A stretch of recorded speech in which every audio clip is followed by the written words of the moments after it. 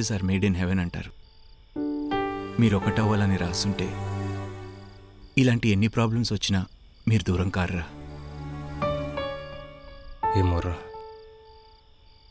నాకేం అర్థం కావట్లేదు. రేయ్ వెంకీ, లైట్ తీసుకురా. ప్రయత్నిస్తున్నా కానీ నా వల్ల కావట్లేదురా. లైఫ్లో ఎప్పుడూ ఇంత బాధగా అనిపించలే.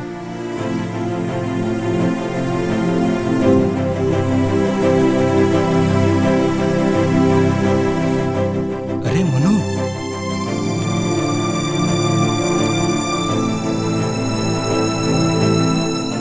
పది రోజుల్లో పోతాడన్నా నాన్న చెప్పిన మాట బాగా గుర్తుందిరా.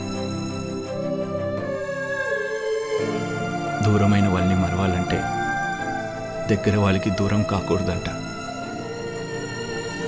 తను నీకు దూరం అయిందని నువ్వు నాకు దూరం అవ్వవు కదరా వెంకీ. అలా అంటావేంట్రా?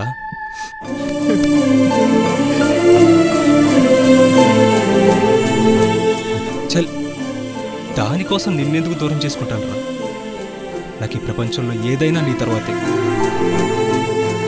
పోనీ నా లైఫ్లోకి రావాలని దేనికి రాసిపెట్టింది?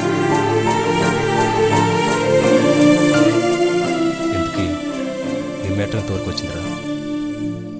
రోజు రోజుకి పాజిటివ్గా అనిపిస్తుందిరా. రేయ్, యూ లక్కీ ఫెలో దొంగ. మరి చెప్పవేరా? సరే పదా.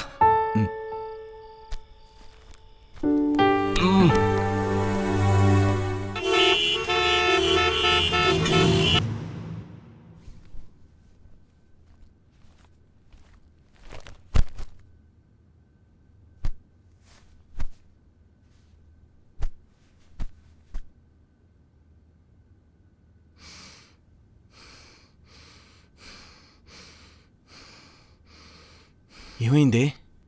ఏమి లేదురా, బ్రీతింగ్ ఎక్సర్సైజ్ చేస్తున్నా. ఓరి దేవుడా.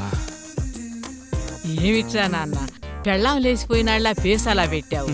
లే, ఇవి తాగి తొందరగా ఫ్రెష్ అప్ అయ్యిరా, భోంచేద్దాం.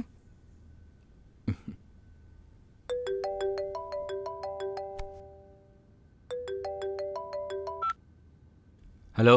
ఏంటి మను, నేను కనిపించినప్పటి నుంచి ఆన్లైన్ రావట్లేదు. నేను బాగాలేనా? బాగాలేనిది నీ పద్ధతి. ఏ సిన్సియర్గా లవ్ చేస్తున్నానండం పద్ధతిగా లేదా? నువ్వు ఫ్రెండ్ మాత్రమే అని చెప్పా. లవ్ గురించి అయితే నాకు ఫోన్ చేయకు. అయినా ఈరోజు డిస్టర్బ్గా ఉన్నాను, ఫోన్ పెట్టే. సర్లే, నా విషయం పక్కన పెట్టు. ఎందుకు డిస్టర్బ్గా ఉన్నావు?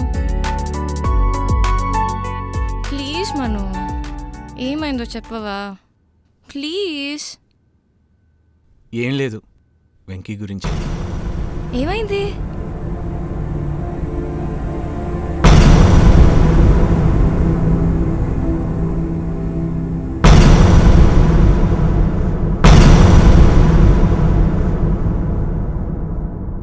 తాగటం తప్పైన కారణం తెలుసుంటే ఆమె అలా రియాక్ట్ అయ్యేది కాదేమో. అయినా అమ్మాయి మనసులో తనున్నాడో లేదో తెలుసుకోకుండా అన్నీ వెంకీనే ఊహించుకోవడం తప్పే కదా? మను, త్వరగా రా, భోంచేద్దు గానీ. సరే, తర్వాత మాట్లాడతాను. బాయ్.